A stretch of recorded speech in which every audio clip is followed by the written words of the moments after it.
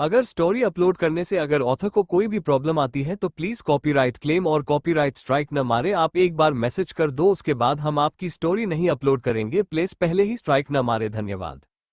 और हाँ, अगर आपको स्टोरी अच्छी लगती है तो लाइक कर दिया करो यार, बहुत मेहनत लगती है। और अगर स्टोरी में कोई प्रॉब्लम आती है तो आप हमसे टेलीग्राम पे डायरेक्ट बात कर सकते हैं। स्वागत है आपका हमारे PFM नंबर 1 चैनल पर। आप देख रहे हैं infidelity in love episode 6 to 10, प्यार का असली मतलब। राधिका शर्मा के मुंह से निकले हुए हर एक शब्द में साफ साफ अपनी बेटी के लिए उनका प्यार झलक रहा था। इससे पता चलता था कि राधिका शर्मा चाहे भले ही पैसों से अमीर ना हो, लेकिन वह एक बेहतरीन मां जरूर थी। हालांकि मीरा शर्मा ने अपनी नादानी में होने के कारण अपने मां के इस त्याग को देखने में असफल रही, नहीं तो अगर उसने अपनी मां को ऐसे खुद के लिए इतने कष्ट कभी उठाते हुए देखा होता तो शायद ही मेरा किसी वक्त में प्यार मोहब्बत की बातों में पड़ती, और आज जिस तरीके से उसका इस जीवन का अंत हुआ वैसा कभी नहीं हुआ होता। राधिका, तुम्हें अब इन सभी बातों को लेकर और ज्यादा परेशान नहीं होना चाहिए। देखो, जैसा कि डॉक्टर ने कहा, अब मीरा बिल्कुल ठीक हो चुकी है, इसलिए अब तुम्हें इन सभी बातों पर ध्यान नहीं देना चाहिए। और जहां तक बात रही अस्पताल के बल की, तो उसके बारे में हम बाद में सोचेंगे। फिलहाल अब हमें वार्ड रूम के अंदर चल के मीरा से मिलना चाहिए। डॉक्टर ने कहा था हम कुछ समय बाद मीरा से मिल सकते हैं। चलो अब मेरे साथ अंदर चलो। शीतल को साफ साफ राधिका की बातों में अपनी बेटी के लिए चिंता और चेहरे पर मायूसी दिखाई पड़ रही थी। इसीलिए शीतल ने राधिका का ध्यान दूसरी ओर करने के लिए कुछ बातें कहीं और फिर उसे अंदर रूम में चलकर मीरा से मिलने के लिए कहा। डॉक्टर के द्वारा बताए गए समय के अनुसार अब वक्त हो चुका था जब मीरा से मिलने के लिए उसकी मां राधिका और शीतल शर्मा दोनों अंदर की तरफ से जा सकते थे। राधिका शर्मा ने अपनी आंखों में झलक रहे आंसुओं को अपने साड़ी के पल्लू से पूंछते हुए अपने चेहरे पर एक छोटी सी मुस्कुराहट लाई और शीतल के साथ उसकी बातों में हामी भरते हुए अपनी बेटी मीरा से मिलने के लिए वार्डरूम की तरफ बढ़ी। इस वक्त राधिका और शीतल के बीच हो रही इन बातों को जानवी ने बिल्कुल साफ साफ सुना, और जैसे ही उसे राधिका और शीतल के कदम वार्डरोब के तरफ करीब आते हुए सुनाई पड़े, वो झट से बेड पर तुरंत अपनी आंखों को बंद करके लेट गई। जैसे ही जानवी को राधिका और शीतल के कदमों की आवाज वार्डरूम की तरफ बढ़ती हुई सुनाई पड़ी, उसने तुरंत बिस्तर पर लेटकर अपनी आंखें बंद कर ली। इस वक्त ना जाने क्यों, लेकिन जानवी इतनी हिम्मत नहीं जुटा पा रही थी कि वह राधिका शर्मा का इस वक्त सामना कर सके। वैसे तो जानवी मीरा का ये रूप लेने को पूरी तरीके से तैयार थी, लेकिन जब राधिका शर्मा के सामने इस किरदार को निभाने का समय आया, उस वक्त जानवी के आंखों में अपने आप आंसू आ गए। जानवी को बिल्कुल समझ नहीं आ रहा था कि वह कैसे राधिका शर्मा जैसी मां को उनकी आंखों के सामने धोखा दे पाएगी। यही वजह थी जिसके कारण शायद जानवी ने फिलहाल बेहोश होने का नाटक करना ही बेहतर समझा। अगले ही पल वार्ड रूम का दरवाजा खुला और उस दरवाजे से होते हुए दो लगभग 35 के ऊपर की उम्र की औरतें वार्ड रूम में अंदर आती हुई दिखाई पड़ी, जिन्हें जानवी ने अपनी हल्की सी आंखों को खोल बिना राधिका या फिर शीतल शर्मा की नजरों में आए एक झलक देखने लगी। उन दोनों औरतों ने बिल्कुल सिंपल और हल्के रंग की थोड़ी पुरानी साड़ी पहन रखी थी, जो देखने में काफी सामान्य और सस्ती लग रही थी। हालांकि उन दोनों की उम्र वैसे तो मीरा की यादों के अनुसार 35 से 40 के बीच की होनी चाहिए थी, लेकिन उन दोनों औरतों के चेहरे और पहनावे पर देखकर लग रहा था जैसे वह अपने आप पर ज्यादा ध्यान नहीं देती थी। उन दोनों के आंखों के नीचे काले धब्बे पड़ चुके थे और हल्की सी झुर्रियां भी नजर आने लगी थी। खास करके राधिका शर्मा, उनके कपड़े पहनने के तरीके और चेहरे को देखिए साफ साफ पता चल रहा था कि वह अपने जीवन में काफी मुश्किलों और स्ट्रेस से गुजर रही थी, जिसकी वजह से उनकी उम्र उनके असली आयु से काफी ज्यादा लग रही। वैसे तो जानवी की मां और मीरा की मां दोनों बिल्कुल अलग अलग लिविंग क्लास में रहा करती थी, लेकिन अगर एक तरीके से देखा जाए तो उन दोनों की जिंदगी बिल्कुल एक समान ही थी। जिन्हें उन्होंने अपनी जिंदगी भर सबसे ज्यादा चाहा, उन्होंने सबसे जरूरी समय पर ही उनके साथ छोड़ दिया, और जिन्हें वह अपने सबसे करीबी और रिश्तेदार समझा करती थी, उन्हीं लोगों ने उनका सबसे ज्यादा फायदा उठाते हुए सिर्फ मजाक ही बनाया। इस वक्त राधिका शर्मा और शीतल शर्मा जैसे ही वार्ड रूम के अंदर अपने कदम रखते हैं, उन्हें वार्ड रूम में लगे बाकी सभी खाली बिस्तरों के साइड में बेड नंबर 3 दिखाई पड़ता है, जहां पर राधिका की बेटी मीरा शर्मा इस वक्त चुपचाप बिल्कुल बिना किसी आवाज के अपनी आंखें बंद करके लेटी हुई थी। राधिका शर्मा धीरे धीरे अपनी बेटी मीरा की तरफ आगे बढ़ी, जिस पर शीतल ने राधिका का साथ दिया। इस वक्त जैसे ही राधिका ने अपनी आंखों के सामने अपनी बेटी मीरा को उस पेशेंट वाले बेड पर लेटा हुआ देखा, उनकी आंखों से अचानक इस पल आंसुओं की धारा बहने लगी और वो तुरंत तेजी में चलते हुए अपनी बेटी मीरा के पास पहुंची। मीरा, मेरी बेटी, यह तुम्हारा क्या हाल बना चुका है? ये सब सिर्फ और सिर्फ मेरी गलती है। मुझे माफ कर देना मेरी बेटी, तुम्हें आज सिर्फ मेरी वजह से ही ऐसी दर्द और कठिनाइयों से भरी जिंदगी बितानी कर रही है। इस वक्त अपनी बेटी मीरा के सर पर बड़े पत्तियों को बिग और उसके शरीर पर चोटों के लगे छोटे निशानों को देख राधिका अचानक घबरा गई और रो रो कर फिर से एक बार मीरा के सामने इन सभी चीजों की वजह अपने आप को बताने लगी और खुद को कोसने लगी। बस करो राधिका, तुम अब अपने आप को इन सभी चीजों के लिए और कितना बुरा भला कहोगी, अपने आप को अपनी ही नजरों में इतना गलत देखना बंद करो। तुम इस वक्त अपनी बेटी से मिलने आए हो, तुम्हें मुस्कुराना चाहिए। अगर वो तुम्हें यूं रोता हुआ देखेगी तो तुम्हें क्या लगता है, क्या मीरा को इस बात से खुशी होगी? शीतल ने राधिका को फिर से चुप कराते हुए समझाने की कोशिश की, जिसे सुन राधिका ने ये सब बातें कहने बंद भी कर दी। हालांकि उनके आंखों से गिर रहे आंसू नहीं रुके, जिसे देख इस वक्त जानवी को काफी बुरा महसूस हो रहा था। माँ! अचानक से राधिका शर्मा को अभी कानों में एक जानी पहचानी सी आवाज सुनाई पड़ी। बड़े आश्चर्य के साथ राधिका शर्मा ने अपना सिर ऊपर उठाया और शीतल की तरफ देख उससे कहा, शीतल, क्या तुमने अभी अभी कुछ सुना? ऐसा लगा जैसे मुझे उसने पुकारा। क्या? किसने? तुम किसकी बातें कर रही हो? शीतल ने राधिका के इस सवाल पर थोड़े हैरानी भरा रिएक्शन दिया, जिसे देख राधिका शर्मा को लगा कि हो सकता है शायद उन्हें कोई वहम हुआ हो। माँ! हालांकि तभी उन्हें यह आवाज एक बार और सुनाई पड़ी, जिसे सुनते ही तुरंत राधिका जी ने पलटकर मीरा की तरफ देखा। इस बार राधिका शर्मा पूरी तरीके से सिहोर थी कि यह आवाज उनकी बेटी मीरा की ही है और उसने उन्हें अभी अभी मां का कर पुकारा है। अचानक से मीरा के जिस हाथ को राधिका शर्मा ने था में रखा था, उसमें अचानक हलचल हुई और धीरे धीरे मीरा की राधिका शर्मा ने अपने सामने ही मीरा की आंखें खुलती हुए देखी। माँ! मासी जी! मीरा शर्मा ने एक बार फिर राधिका की तरफ अपनी कमजोर आंखों से देख एक बार उसे फिर से माँ और शीतल शर्मा को मासी कहकर पुकारा। अचानक ऐसी मीरा को अपनी आंखें खोलता देखा और उसके मुंह से दोनों को ऐसे पुकारता देख राधिका शर्मा और शीतल शर्मा दोनों ही काफी ज्यादा हैरान रह गई। इस वक्त मीरा को होश में देख उन दोनों को अपनी आंखों पर विश्वास नहीं हुआ। वैसे तो डॉक्टर ने कहा था कि मीरा अब खतरे से बाहर है और कुछ दिनों तक अस्पताल में रहने पर वह ठीक भी हो जाएगी, लेकिन अचानक से इतनी जल्दी मीरा को अपनी आंखें खोलता देख राधिका और शीतल दोनों ही काफी दंग रह गई थी। मीरा, तुम जाग चुकी हो। हालांकि चौंकने के बाद भी राधिका ने जल्द ही रिएक्ट किया। वो तुरंत वापस से फूट फूट कर रोने लगी।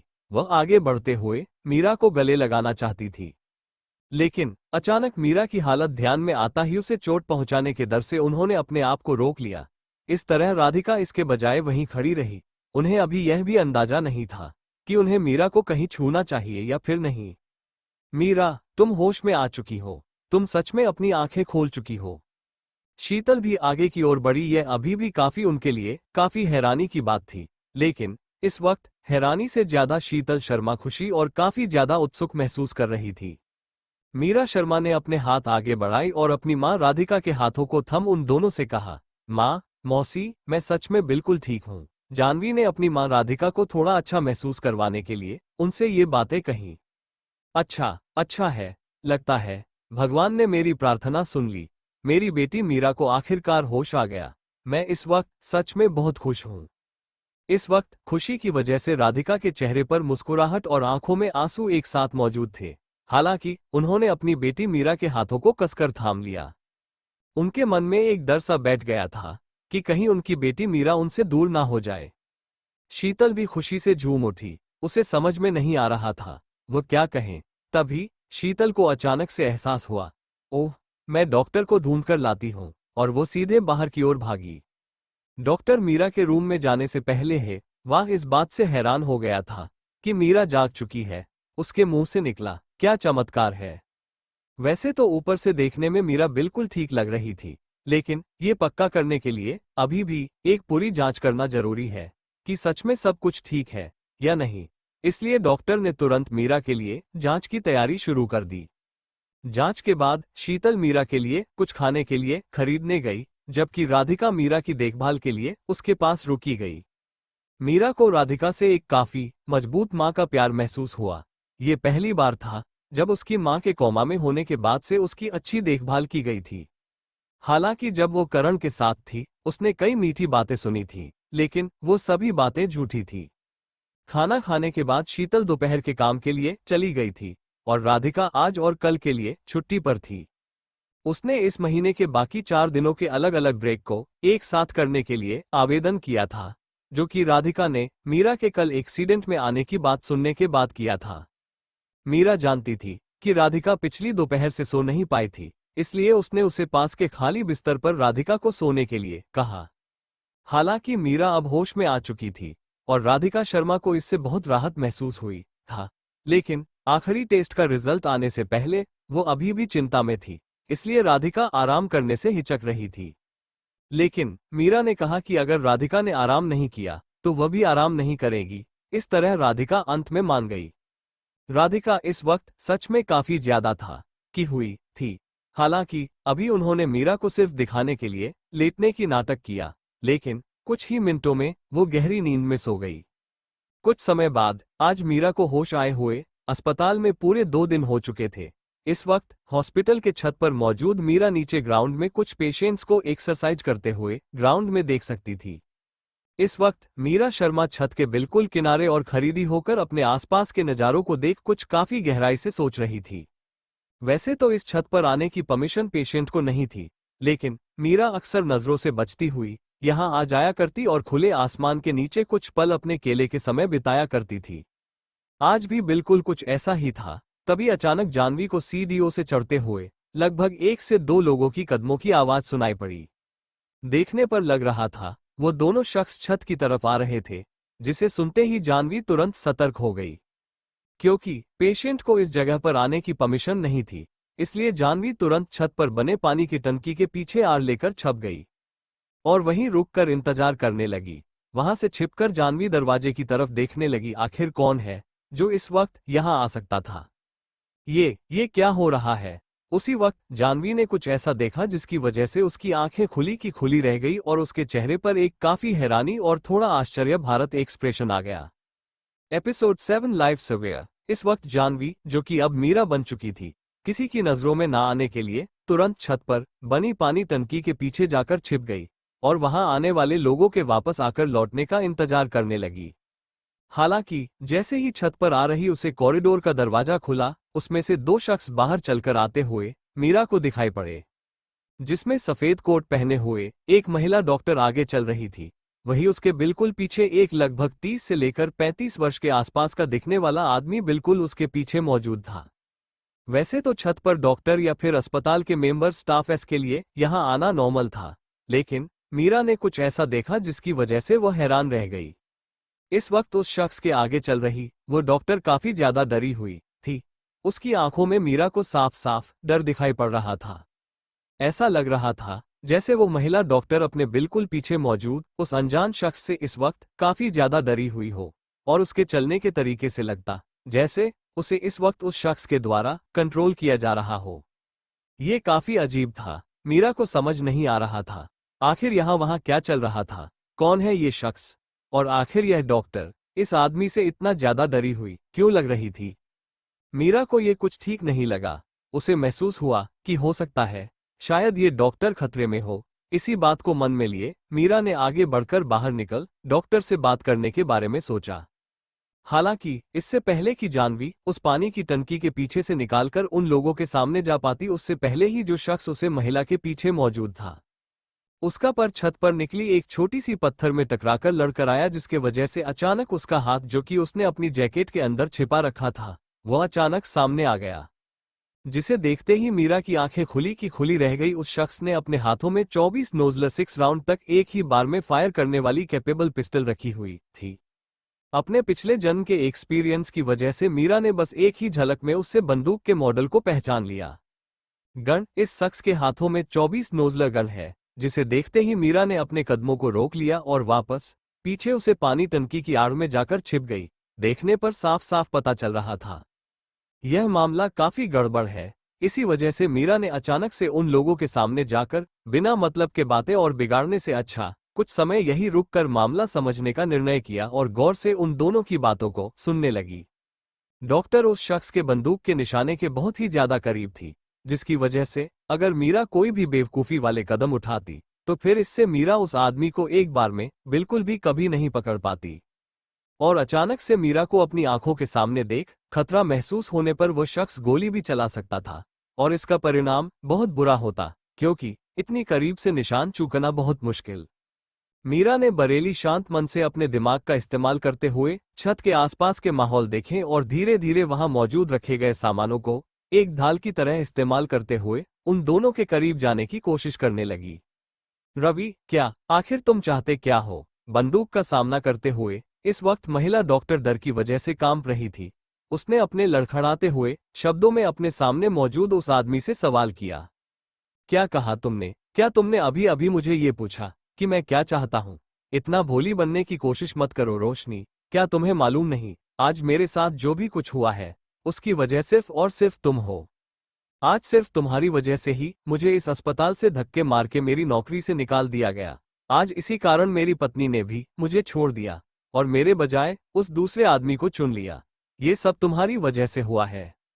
रवि बड़े ही गुस्से भरे अंदाज में बंदूक के निशाने पर रोशनी को रख उसकी ओर बढ़ा और बार बार उससे एक ही बात कहे जा रहा था।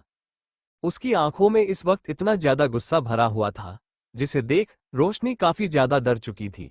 उसे डर था कि कहीं रवि अपने पागलपन में जाकर उसके ऊपर गोली ना चला दे।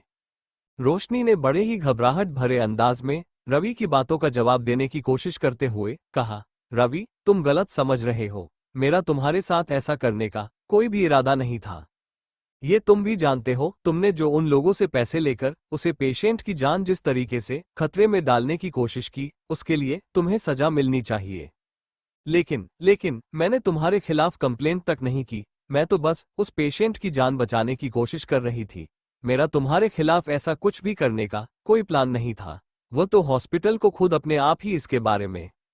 चुप हो जाओ, वो मेरा बिजनेस है, तुम्हें कोई हक नहीं है तुम्हें उसमें दखलंदाजी करने की। रवि ने बंदूक को जोर से पकड़ते हुए अपनी उंगलियों को ट्रिगर पर रखकर कहा, अभी और इसी वक्त मेरे अकाउंट में 5 लाख रुपए जमा कराओ, और नहीं तो मैं गोली चला दूंगा।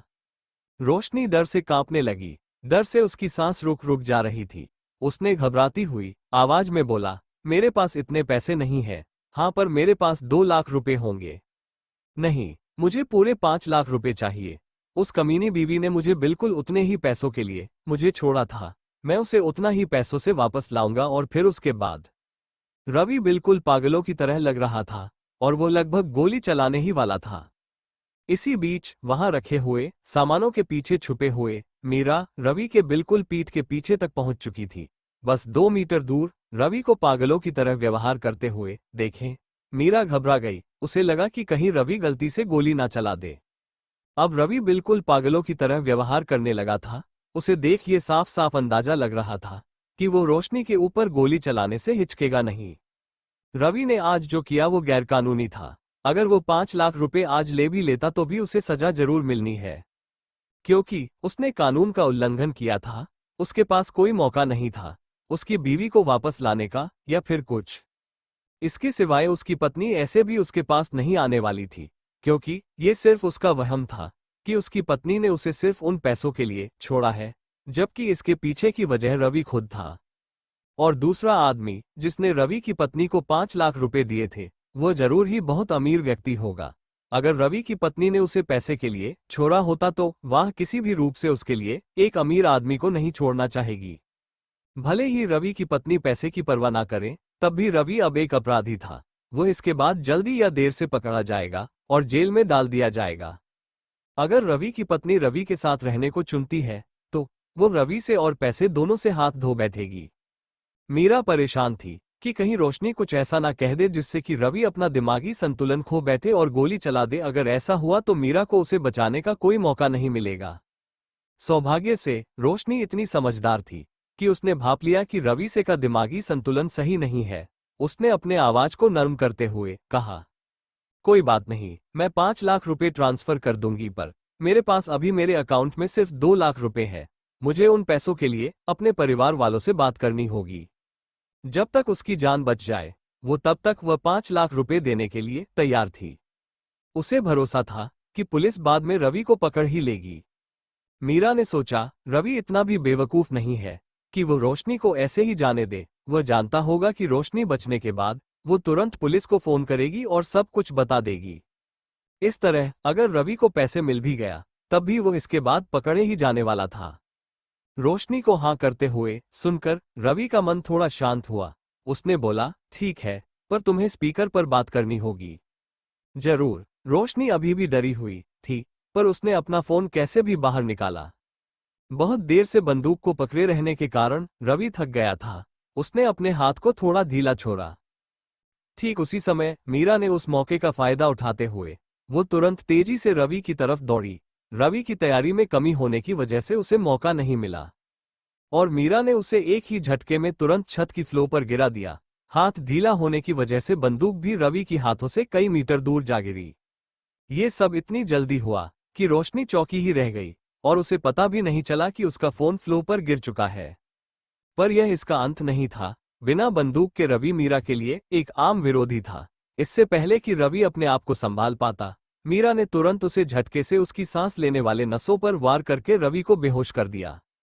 रवि को बेहोश करने के बावजूद भी सुरक्षा के लिए मीरा ने तुरंत रस्सी से उसे बांध दिया और उसका मुंह कपड़े के टुकड़े से बंद कर दिया। मीरा ने रोशनी की ओर देखते हुए बोला, कॉल द पुलिस।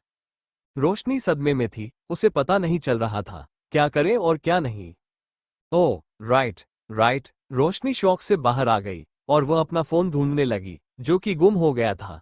वो कुछ देर खड़ी होकर इधर उधर देखने लगी। अचानक से उसने अपना फोन फ्लो पर गिरा हुआ देखा। उसने तुरंत अपना फोन उठा लिया, पर उससे पहले कि वो फोन डायल करती उसका फोन रिंग होना शुरू हो गया। रोशनी चौंक गई। उसने फोन पर दिख रहे नाम को पढ़ा और तुरंत फोन उठा लिया। Hi dad. रोशनी, तुम अभी कहाँ हो? मैं हॉस्पिटल के ऑपरेशन थिएटर के ऊपर छत पे हूँ। रोशनी ने अपने डैड को जो कुछ भी हुआ था सब बता दिया। उसके बाद उसने पूछा, dad, shall I call the police? और मीरा रोशनी की तरफ देखने लगी। मीरा को कुछ समझ नहीं आया कि रोशनी ने आखिर ऐसा क्यों कहा। अब पुलिस को बुलाने के अलावा और क्या करना चाहती थी। अपनी बेटी रोशनी के द्वारा बताई गई बातों को सुन उसके पिता काफी ज्यादा घबरा गए। क्या? यह कैसे हो सकता है? क्या तुम ठीक हो? रोशनी के पिता बेहद परेशान लग रहे थे। लग रहा था जैसे कि उनका दिल उनके गले में आ गया हूं। रोशनी ने जवाब दिया, डैड, मैं अब ठीक हूं। रोशनी के पिता ने कहा, तुम मेरा इंतजार करो, मैं वहां तुरंत पहुंच रहा हूं। और हाँ, अब पुलिस को कुछ मत बताओ। रोशनी ने अपने पिता का बात मानते हुए फोन काट दिया। मीरा की सुनने की क्षमता अच्छी थी। उसने साफ तौर पर पूरी बात सुनी थी कि रोशनी के पिता ने उससे क्या कहा था। जब रोशनी ने अपना फोन काट दिया तब मीरा ने आश्चर्य के साथ पूछा, तुम पुलिस को क्यों नहीं बुलाती? Episode 8 discharge from hospital. क्यों मिस रोशनी, आखिर आप पुलिस को क्यों नहीं इन्फॉर्म करना चाहती? क्या कोई वजह है? आपको तो जल्द से जल्द पुलिस को इन्फॉर्म करना चाहिए और इस आदमी को अरेस्ट करवाना चाहिए। अपने सामने मौजूद मीरा के द्वारा पूछे गए सवालों को सुने रोशनी ने अपनी बात मीडिया को एक्सप्लेन करते हुए कहा, मैं जानती हूँ ये बात थोड़ी अजीब लग रही होगी, लेकिन मेरे ऐसा करने के पीछे भी एक वजह है। मैं इस हॉस्पिटल की डॉक्टर हूँ और मैं अच्छी तरीके से जानती हूँ अगर अचानक पुलिस यहाँ आ पहुँचती है तो फिर हॉस्पिटल का माहौल अचानक से काफी ज्यादा बिगड़ सकता। अगर हॉस्पिटल में मौजूद पेशेंट और उनके फैमिली मेंबर्स को ये पता चला कि हॉस्पिटल के एक स्टाफ ने ऐसी हरकत की है तो फिर वो सभी घबरा जाएंगे और अस्पताल में काफी हड़कंप सा मच जाएगा। यही वजह है जिसके कारण मैंने अपने डैड से मदद मांगी है। वो यहाँ कुछ देर में पहुंचते ही होंगे और इस मामले को बिना ज्यादा कुछ सूर के वो अच्छी तरीके से सुलझा सकेंगे। इस वक्त रोशनी की कहीं भी इन बातों को सुनकर मेरा को यह एहसास हुआ कि रोशनी सच में बहुत ही जिम्मेदार और मैच्योर लड़की है, क्योंकि ऐसी हालत में भी अपने हॉस्पिटल में मौजूद पेशेंट्स और लोगों की परवाह करना कोई आम बात नहीं थी। इस वक्त मीरा को इतना शांति देख रोशनी ने आगे कहा, घबराएं मत मिस, रवि को तो पुलिस स्टेशन जाना ही होगा, भले ही हम इसे प्राइवेट में करें, लेकिन रवि अपनी की गई हरकतों से यूं ही नहीं बच सकता। मेरे पास उसके गुनाहों के सबूत के तौर पर मेरे फोन में उसकी रिकॉर्डिंग और इस हथियार पर उसके फिंगरप्रिंट मौजूद है। उसे जेल जाने से कोई नहीं बचा सकता। मेरा रोशनी को इतना कॉन्फिडेंट देख थोड़ा हल्का महसूस करती है और उसकी बातों में अपना सर हाँ में हिलाते हुए इशारा करती है। उसी वक्त अचानक रोशनी को कुछ ध्यान आया और उसने तुरंत अपना सिर नीचे एक बार झुकाकर मीरा से बड़े ही रिस्पेक्ट भरे अंदाज में कहा, माफ करिएगा मिस, बातों बातों में तो मैं आपको धन्यवाद करना भूल ही गई। मिस, मेरी जान बचाने के लिए बहुत बहुत धन्यवाद। रोशनी ने मीरा को दिल से धन्यवाद किया। उसने अपने पॉकेट में से एक चेक और एक पेन निकाला और उस पर 1 सेकंड के लिए लिखा, फिर उसे मीरा को दे दिया। मुझे नहीं पता कि आखिर मैं आपको कैसे धन्यवाद करूं। यह 5 लाख रुपए का चेक है, प्लीज इसे ले लीजिए। मीरा ने चेक को कुछ देर देखा और उसके बाद मुंह फेर लिया। हालांकि अभी उसे पैसों की सख्त जरूरत थी। उसे इस वक्त राधिका शर्मा के द्वारा कहे गए शब्द सुनाई पड़ रहे थे। जब उन्होंने पैसे के लिए रो रो कर अपने रिश्तेदारों से मदद मांगने की कोशिश की थी। हालांकि मीरा जानती थी उसे अभी पैसों की कितनी ज्यादा जरूरत है, लेकिन वह चेक को लेने के लिए तैयार नहीं थी। उसके अपने उसूल थे, क्योंकि उसने अपनी मर्जी से मदद का हाथ बढ़ाया था, इसलिए उसने पैसे लेने से इनकार कर दिया। मीरा ने गर्व से पैसे लेने से मना कर दिया। मैंने आपकी जान पैसे के लिए नहीं बचाई, प्लीज इस चेक को वापस ले लीजिए। अचानक मीरा की कही हुई इन बातों को सुनते ही रोशनी काफी हैरान रह गई, लेकिन इस पर रोशनी को कुछ ज्यादा संदेह नहीं हुआ। वो समझ सकती थी कि मीरा ने आखिर रोशनी से इस चेक को लेने से क्यों मना कर दिया। मीरा ने रोशनी की मदद इंसानियत के नाते की थी, जो कि उसके अच्छे दिल का सबूत है। उसने ऐसा पैसों के लिए नहीं किया था, और रोशनी से अभी पैसों को लेकर जानवी अपनी इंसानियत को पैसों से नहीं तोलना चाहती थी। रोशनी ने मीरा की इन बातों को काफी अच्छी तरीके से समझा और उस चेक को वापस से मोड़कर अपने पॉकेट में रख लिया। हालांकि चेक रखने के साथ ही रोशनी ने अपने पॉकेट से एक छोटा सा नाम कार्ड निकाला और उसे मीरा की तरफ देते हुए बड़े ही हम्बल और रिस्पेक्टफुल तरीके से कहा, माफ करना, मैं अब तक अपने आप को ठीक तरीके से इंट्रोड्यूस तक नहीं किया। मेरा नाम रोशनी है। हालांकि तुमने मेरे थैंक यू के रूप में उन पैसों को तो लेने से इनकार कर दिया, लेकिन फिर भी मैं कम से कम तुम्हारे साथ दोस्त जरूर बनना चाहूंगी मिस। जानवी ने रोशनी की इन बातों को सुनकर मुस्कुराते हुए अपने आप को इंट्रोड्यूस करते हुए कहा, मीरा, मेरा नाम मिला है। मुझे भी तुमसे मिलकर बहुत खुशी हुई। मीरा ने पहले ही रोशनी के द्वारा दिए गए चेक को उसे वापस लौटा दिया था। अगर वह रोशनी के इस नेम कार्ड को भी लेने से मना कर देती तो फिर मेरा काफी ज्यादा रूड दिखाई पड़ती, इसलिए उसने रोशनी के इस नेम कार्ड को एक्सेप्ट कर लिया, जिसकी वजह से रोशनी के चेहरे पर भी एक मुस्कुराहट सी आ गई। तुम मीरा, मुझे यकीन है हम भविष्य में काफी अच्छे दोस्त बनेंगे। हम वैसे मिस रोशनी, मैं बस ये चाहती हूँ कि मेरा नाम इन सभी चीजों में ना आए। मैं बिना मतलब के किसी तरीके के झंझट में नहीं फंसना चाहती। अगर हो सके तो प्लीज मेरे बारे में पुलिस वालों को या फिर किसी और को मत बताइएगा।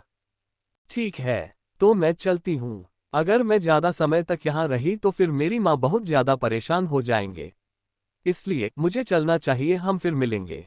इतना कहने के साथ ही बिना रोशनी की बात सुने मीरा पलटकर वहां से तेजी में जाने लगी। मीरा, रोशनी ने मीरा को आवाज लगाई। वह उससे उसका नंबर मांगना चाहती थी, लेकिन इससे पहले कि रोशनी मीरा से कुछ कह पाती वह वहां से पहले से ही जा चुकी थी। रोशनी तुरंत सीढ़ियों की तरफ गई, हालांकि वहां पहुंचने के बावजूद भी उसे मीरा कहीं नहीं दिख रही थी। अगर रोशनी अभी सीढ़ियों से उतरती तो हो सकता था शायद कहीं वह मीरा से मिल पाती, लेकिन ऐसी हालत में रवि को यहाँ अकेला छोड़कर जा पाना सही नहीं होता, इसलिए रोशनी ने वापस लौटना ही सही समझा। पेशेंट रूम में मीरा की मां राधिका शर्मा इस वक्त रोशनी के रिपोर्ट्स लेकर लौटी हुई थी। उनके चेहरे पर मुस्कुराहट थी। हालांकि जैसे ही वह वार्ड रूम के अंदर पहुंची उन्हें अंदर मीरा कहीं भी नहीं देखी, जिसकी वजह से अचानक राधिका शर्मा काफी परेशान हो गई। मीरा, मीरा, तुम कहाँ हो?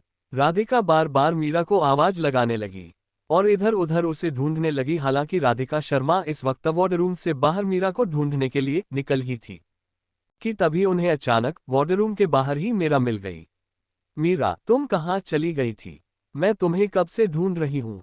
वो माँ, दरअसल वो मैं। इसमें मीरा राधिका के सवालों का जवाब देते वक्त हिचकिचा रही थी। छोड़ो, जाने दो, मुझे तुम्हें अभी एक बहुत बड़ी खुशखबरी सुनानी है। तुम्हारी रिपोर्ट्स आ चुकी है और डॉक्टर के अनुसार अब तुम बिल्कुल ठीक हो। हम अब तुम्हें लेकर घर जा सकते हैं। तुम मेरे साथ वापस कर लौट सकती हो। क्या सच में डॉक्टर ने ऐसा कहा? इसका मतलब अब हम वापस घर लौट सकते हैं। इस वक्त मीरा से इतना कहने के बाद राधिका शर्मा वापस हॉस्पिटल के रिसेप्शन सेंटर पर पहुंची ताकि वह अस्पताल के बिल क्लियर कर सके।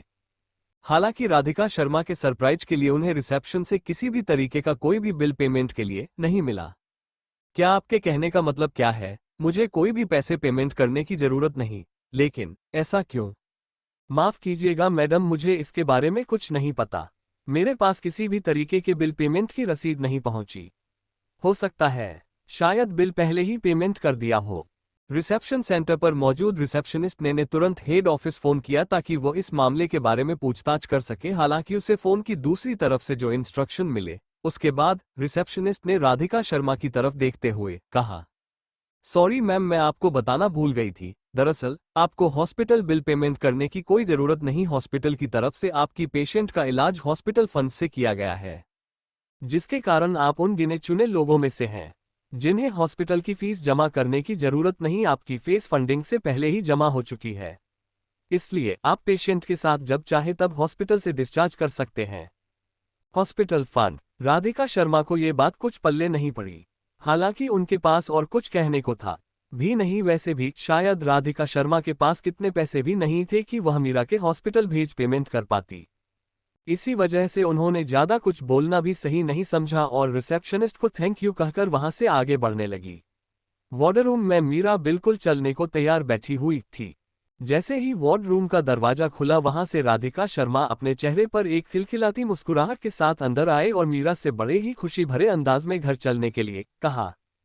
अचानक राधिका को ऐसे खुशी से मुस्कुराता देख मीरा थोड़ी हैरान रह गई। हालांकि इस वक्त मीरा के मन में यह सवाल था कि आखिर राधिका शर्मा ने हॉस्पिटल के बिल्स पेमेंट कैसे किए होंगे, लेकिन उसने ये पूछना सही नहीं समझा और चुपचाप माहौल के साथ राधिका शर्मा की बातों को मानते हुए घर लौटने के लिए उनके साथ चलने लगी। मीरा और राधिका शर्मा दोनों ही हॉस्पिटल से बाहर निकल चुके थे। हालांकि इस वक्त हम दोनों कोई अंदाजा नहीं था कि उन लोगों के ऊपर किसी की नजर पड़ी हुई है। तो क्या यही है वह लड़की इसके बारे में तुम कह रही थी? हाँ डैड, यही मीरा है जिसने मेरी उसे वक्त मदद की। मैं इस लड़की के बारे में आपको बता रही थी। ये सच में दिल की बहुत अच्छी है और मीरा ने मेरी मदद बिना किसी खुदगर्जी के की थी। यहाँ तक कि मैंने जो पैसे इसे धन्यवाद के रूप में देने चाहे, मीरा ने उन्हें भी वापस लौटा दिया और साफ साफ उन्हें लेने से इनकार कर दिया। इंटरेस्टिंग। इस कलयुग के जमाने में ऐसे ही बिना किसी लालच के किसी की मदद करना ये सच में बहुत ही कम देखने को मिलता है। ऐसी साफ लड़की को अपना दोस्त बनाना कुछ गलत नहीं। मेरे ख्याल से तुम्हें इस लड़की से मिलते रहना चाहिए। रोशनी अस्पताल के बालकनी में खड़े होकर जो अधेड़ उम्र का सा खास मीरा की तरफ घूर घूर कर देखे जा रहा था, वो कोई और नहीं बल्कि रोशनी के डैड ही थे। ठीक है रोशनी मेरी बच्ची, तुम्हें अब अपने काम पर लौट जाना चाहिए। और हाँ, तुम्हें उसे रवि नाम के सेक्स को लेकर चिंता करने की कोई जरूरत नहीं। तुम्हारे डैड उसे मामले को संभाल लेंगे। अब तुम जा सकती हो। Okay dad. अपने पिता की कही हुई बातों को सुनकर रोशनी चुपचाप वहां से जाने लगी। कुछ समय बाद रोशनी के बालकनी से काफी दूर चले जाने के बाद उसे अधीर उम्र के शख्स ने, जो कि रोशनी के पिता थे, उन्होंने अपने बगल में खड़े एक शेख एस को मीरा की तरफ इशारा करते हुए कहा, उसे लड़की के ऊपर नजर रखो। पता नहीं क्यों उसे देख एक अजीब फीलिंग महसूस हो रही है। मैं उस लड़की के बारे में सब कुछ जानना चाहता हूँ। जाओ और अपना काम करो। और हाँ, इस बात को याद रखना, तुम किसी को भी इसकी भनक नहीं लगनी चाहिए। रोशनी को तो बिल्कुल भी नहीं। तुम्हारा काम सिर्फ उस लड़की के बारे में इंफॉर्मेशन जमा करना है, इससे ज्यादा कुछ नहीं। अचानक रोशनी के पिता के ऑर्डर्स को सुनते हैं उनके बगल में मौजूद शख्स तुरंत अपना सर हमें हिलाते हुए वहां से चला गया। इसके बाद रोशनी के पिता इस वक्त अपने सामने से जा रही मीरा की तरफ देखने लगे। ना जाने क्यों, लेकिन रोशनी के पिता को मीरा में कुछ अजीब महसूस हुआ। कौन हो तुम? एपिसोड 9। कुछ समय बाद शहर के एक काफी पुराने टाउन में फटाफट की आवाज के साथ एक ऑटो रिक्शा बड़े ही तेजी से सड़क के गधों और आसपास मौजूद भीड़ से बचत हुआ निकल रहा था। तभी पीछे बैठे सवारी में से एक शख्स की आवाज सुनकर उसने अचानक अपनी ऑटो रिक्शा वही सड़क किनारे लगाकर रोक दी। बस यही रोक दीजिए, हमारा घर आ गया। वैसे तो हॉस्पिटल से बस इस पुराने टाउन के लिए आया करती थी, लेकिन क्योंकि मीरा अभी अभी हॉस्पिटल से डिस्चार्ज हुई थी, इसीलिए राधिका शर्मा ने यहां तक आने के लिए आज ऑटो ही रिजल्ट कर लिया था। राधिका शर्मा यह नहीं चाहती थी कि उनकी बेटी को ऐसी हालत में भी बस से आना पड़े जिसमें शायद भीड़ रहने की वजह से उन्हें बैठने तक की जगह ना मिले। राधिका शर्मा के द्वारा अचानक ऑटो रिक्शा रोकने के लिए आवाज लगाए जाने के तुरंत बाद ही ड्राइवर ने झट से गाड़ी को सड़क के साइड में ले लिया और उसे उसी वक्त वहीं रोक दिया। ये लीजिए आपके 200 रुपए, हमें यहीं तक जाना था। आओ मीरा, यहाँ से हमें कुछ कम पैदा नहीं चलने होंगे। गाड़ी इससे ज्यादा आगे नहीं जा सकती। क्योंकि आगे हमारे घर के बिल्कुल सामने ही कंस्ट्रक्शन का काम चल रहा है, इसलिए हमें यहाँ से पैदल नहीं निकलना पड़ेगा। अपनी माँ पर राधिका की बातें सुन मीरा बिल्कुल वैसा ही करती है। वो उस ऑटो रिक्शा से उतर के अपनी माँ के रिक्शा वाले को पैसे देने के बाद उनके साथ कदम में कदम मिलाए आगे की ओर बढ़ने लगती है। हालांकि इस वक्त मीरा शर्मा के चेहरे पर काफी हैरानी भरा एक्सप्रेशन देखा जा सकता था। वो इस बात को सोचकर हैरान थी कि मीरा शर्मा जिसके शरीर में उसने पुनर्जन्म लिया है, वो सच में काफी ज्यादा गरीब है और उसकी हालत तो काफी ज्यादा दयनीय है। अपने पिछले जन्म में जानवी नहीं भले ही दुनिया की मुश्किलें झेली हो या फिर अपने परिवार वालों से धोखे का सामना किया हो, लेकिन वो कभी भी इतनी गरीबी में नहीं जी थी। ये सब उसके लिए बिल्कुल नया था।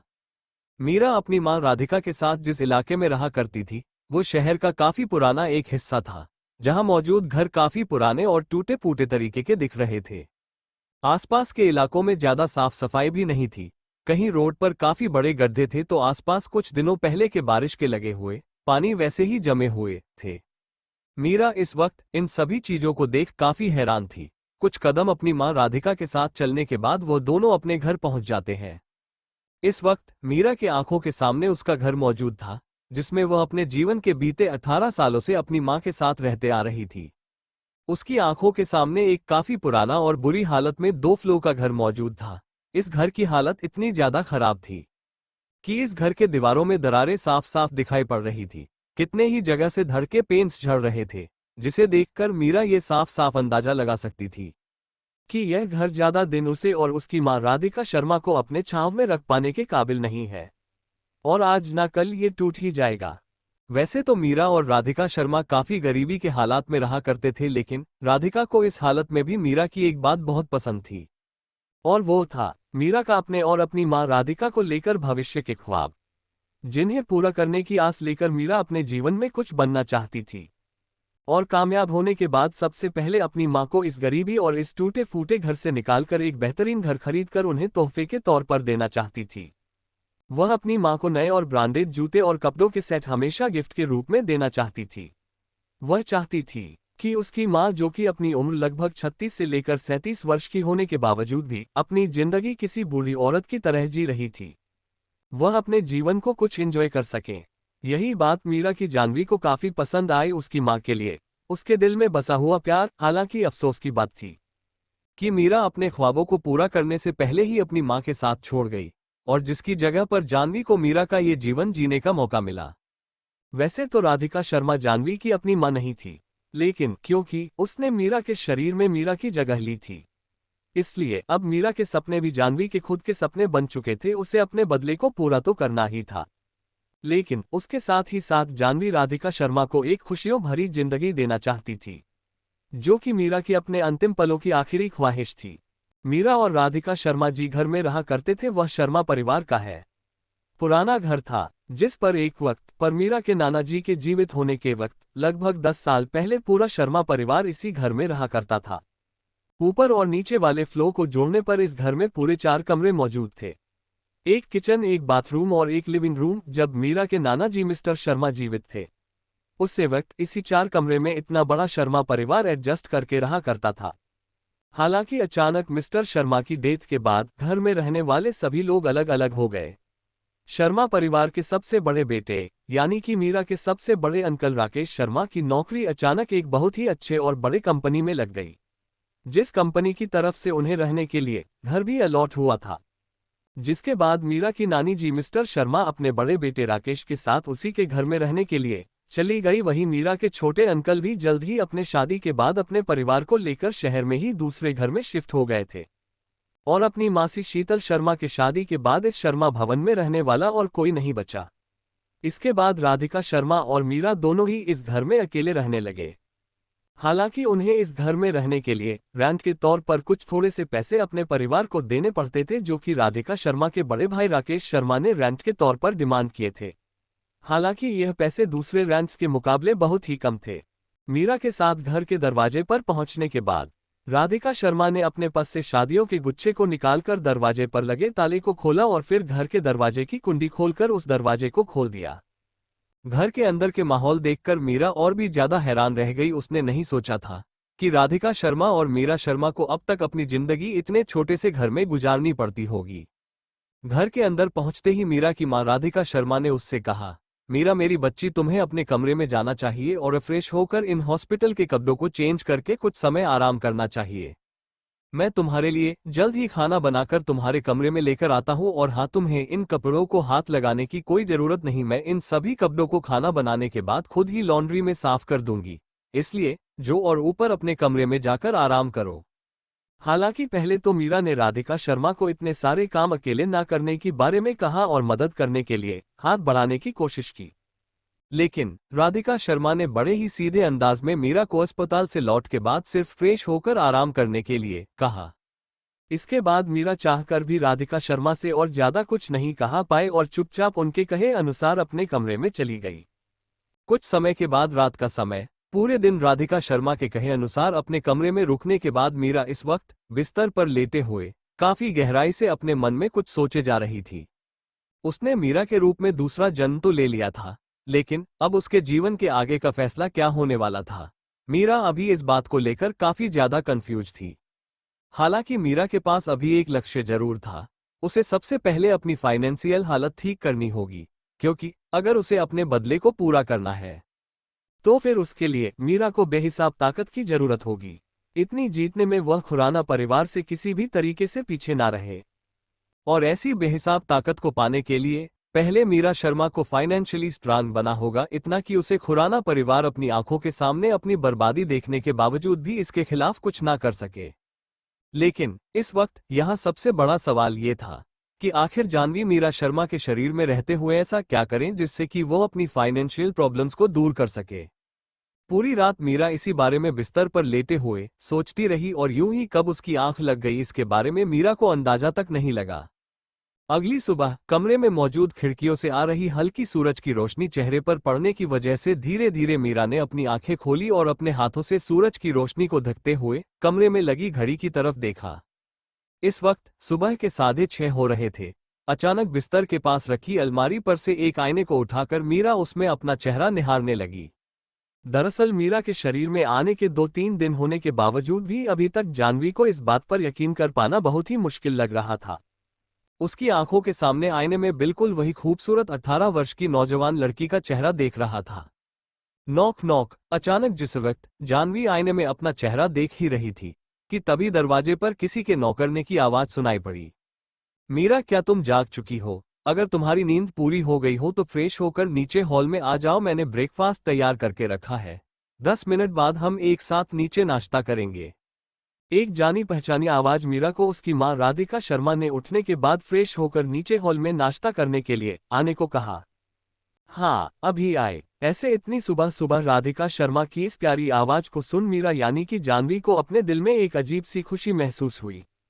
छोटी सी उम्र से ही अपनी मां के कौमे में चले जाने की वजह से जानवी और उनकी मां के बीच कभी भी ऐसा रिश्ता नहीं बन पाया जिसमें जानवी के लिए कुछ खास यादें जुड़ी हो।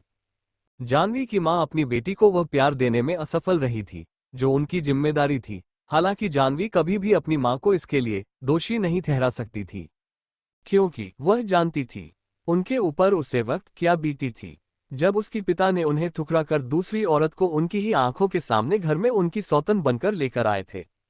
आज भी अपनी मां के बारे में याद करके जानवी की आंखों में अचानक आंसू की बूंदें झलकने व्यक्ति। हालांकि जानवी ने अपनी आंखों की आंसुओं को पहले ही पोंछ लिया और अपने चेहरे पर एक हल्की सी मुस्कुराहट के साथ नीचे जाने के लिए तैयार होने लगी, क्योंकि ये पहला दिन था जब जानवी सच में मीरा शर्मा की जगह पर आज से उसकी एक नई कहानी की पहल करने जा रही थी।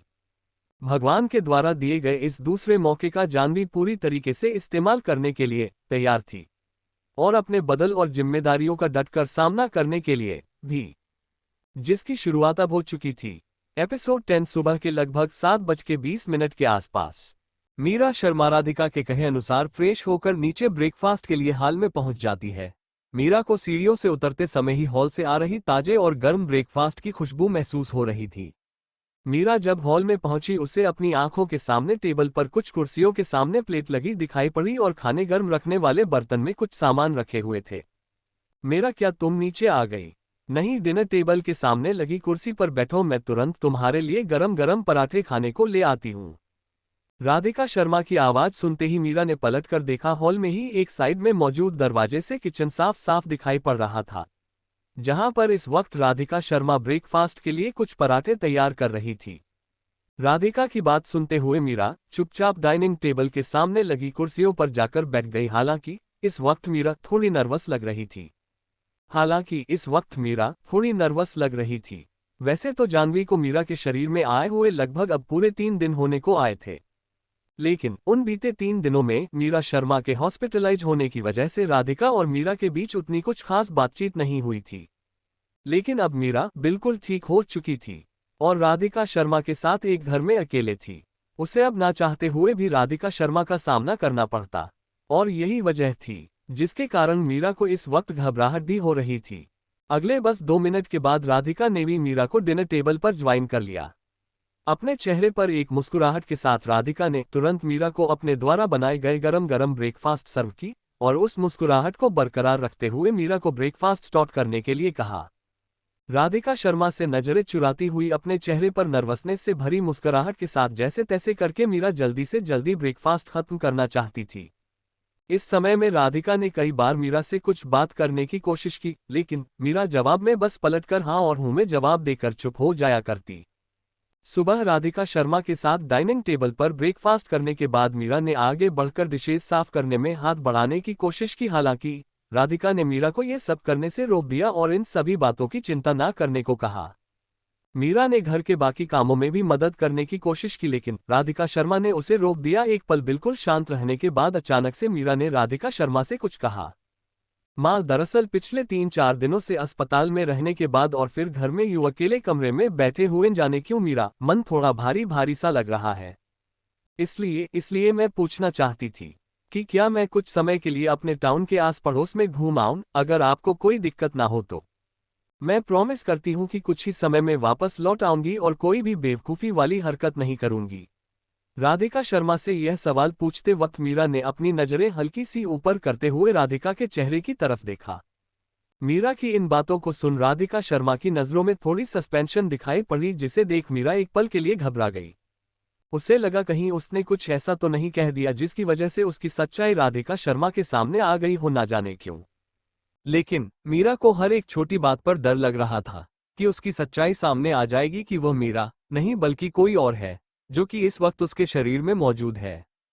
हालांकि इस वक्त मीरा इन सभी बातों के बारे में सोच रही थी कि तभी अचानक राधिका शर्मा ने अपने दाहिने हाथ को आगे बढ़ाते हुए मीरा के सिर को चलाते हुए कहा, क्या बात है, तुम मुझे अपनी बातें यूं एक्सप्लेन क्यों कर रही हो? मैं अपनी बेटी को बहुत अच्छी तरीके से जानती हूं और मुझे तुम पर पूरा भरोसा है। लेकिन मीरा, तुम इतना खोई खोई सी क्यों लग रही हो? लगता है तुम्हें सच में घर में अकेले रहने की वजह से काफी ज्यादा मूल्य महसूस हो रही होगी। मेरे ख्याल से तुमने बिल्कुल सही ही कहा, तुम्हें कुछ समय बाहर घूमाना चाहिए। हाँ, लेकिन अपनी तबीयत का ख्याल रखना और समय से घर वापस लौट आना, नहीं तो तुम्हारी यह मन तुम्हारे बारे में सोच सोच कर परेशान होती रहेगी। हाँ ठीक है माँ, आपने जैसा कहा मैं बिल्कुल समय पर वापस लौट आऊंगी। अपनी माँ राधिका शर्मा की बातों का जवाब देने के बाद मीरा दौड़ती हुई अपने कमरे में गई और अपने बिस्तर के पास रखी टेबल से छोटे से हैंडपर्स को उठा लिया, जिसे पॉकेट में रखा जा सकता था। उसमें मीरा के बीते कुछ दिनों के बचाए हुए पैसे मौजूद थे, जिन्हें मीरा ने पलटकर एक बार अच्छे से देखा और फिर उन्होंने तुरंत अपनी पॉकेट में रखा और वहां से नीचे की ओर चली गई। सीढ़ियों से उतरते वक्त मीरा ने अपनी नजरें चारों तरफ दौड़ाई। राधिका शर्मा वापस किचन में अपने काम पर लौट चुकी थी और देखने से लग रहा था जैसे वह अभी से ही खाने की तैयारी कर रही हो। मीरा ने पहले ही राधिका शर्मा से बाहर जाने की परमिशन ले रखी थी और इस वक्त मीरा का बिल्कुल भी राधिका शर्मा के सामने दोबारा जाने का कोई भी ख्याल नहीं था। इसलिए वह बिना कुछ कहे चुपचाप अपने कदमों को धीरे धीरे आगे बढ़ते हुए घर के में दरवाजे से होते हुए बाहर की तरफ चली गई। घर से बाहर निकालने के बाद मीरा शर्मा ने तुरंत अपने फोन में कोई लोकेशन सर्च की और टहलते हुए टाउन में मौजूद आगे बस स्टॉप पर जा पहुंची। अचानक मीरा शर्मा को अपने फोन के स्क्रीन पर आ रही एक शहर के जाने माने इलाके की लोकेशन दिखाई पड़ी। एक पल के लिए स्क्रीन पर देखने के बाद मीरा ने तुरंत अपने फोन को ऑफ किया और रास्ते से गुजर रही शहर की तरफ जाने वाली एक बस को हाथ देते हुए उसे रोक लिया और उसे पर चढ़कर शहर की तरफ जाने लगी। मीरा इस वक्त खिड़की वाली सीट पर बैठी हुई शहर की तरफ जाने वाले रास्तों के नज़ारे देख रही थी। जैसे जैसे गाड़ी शहर के करीब आते जाती बिल्कुल वैसे ही आसपास बने हुए घर और लोगों की संख्या भी बढ़ती बस अब लगभग शहर के आसपास पहुंच चुकी थी। तभी अचानक इस वक्त बाहर के नज़ारे देखे हुए मीरा को कुछ ध्यान आया और उसने तुरंत बाद ही हड़बड़ाहट के साथ अपने पॉकेट से खुद का फोन बाहर निकाल। अचानक से उसे दिन समुद्र की गहराइयों में गिरने और धीरे धीरे अपनी आंखों के बंद होने के बाद अचानक मीरा के शरीर में जागना। ये सब इतना जल्दी और इतना कंफ्यूजन था कि जाह्नवी को बीते कुछ दिनों से अपने पास्ट के बारे में सोचने तक का मौका ही नहीं मिला। बीते कुछ दिन जाह्नवी के लिए काफी ज्यादा बिजी थे, इसीलिए शायद उसके दिमाग से यह बात उतर ही गई थी। आखिर उस दिन समुद्र की गहराइयों में गिरने के बाद जाह्नवी खुराना के साथ हुआ क्या? मीरा को लगभग अंदाजा था कि जाह्नवी यानी कि उसने खुद समुद्र की उन तूफानी लहरों में गिरने के बाद अपनी जिंदगी उसी वक्त को दी थी। लेकिन इस वक्त जाह्नवी के मन में काफी सारे सवाल उठ रहे थे। आखिर उसे दिन जाह्नवी खुराना के साथ हुआ क्या? अचानक से यह सभी सवाल मीरा के मन में घूमने लगे। इस वक्त जाह्नवी, जो कि अब मीरा बन चुकी थी, वो इस बात को लेकर हैरान थी कि आखिर उसके शरीर के साथ क्या हुआ, क्योंकि उसकी आत्मा तो मीरा में आ चुकी थी। तो फिर इस वक्त मीरा काफी ज्यादा कंफ्यूज और हैरान लग रही थी। हालांकि उसने अपने फोन के सर्च लिस्ट में जाकर Jahnavi Khurana, the daughter of Mumbai's one of the richest family, Khurana family. अचानक से जाह्नवी ने अपने फोन में खुद के और खुराना परिवार के बारे में नेट पर कुछ सर्च करने के लिए लिखा। अचानक उसके फोन के सामने काफी सारे वेबसाइट अपने आप खुल गए, जिनमें से कितनों पर ही जाह्नवी खुराना या फिर मुंबई के सबसे रईस परिवार पुराना परिवार के बारे में काफी सारे आर्टिकल्स लिखे हुए थे। उनमें से एक ने जाह्नवी का ध्यान अपनी ओर खींचा। The mystery behind missing lady Jahnavi Khurana. हाँ, यही वह चीज है जिसे जाह्नवी ढूंढ रही थी। वह जानना चाहती थी आखिर जाह्नवी खुराना के साथ हुआ तो हुआ क्या। जाह्नवी ने उससे वेबसाइट के ऊपर क्लिक किया। तभी अचानक अब आगे क्या होगा जानने के लिए बने रहिए सिर्फ हमारे YouTube चैनल पर। धन्यवाद। नेक्स्ट एपिसोड जल्द ही अपलोड होगा।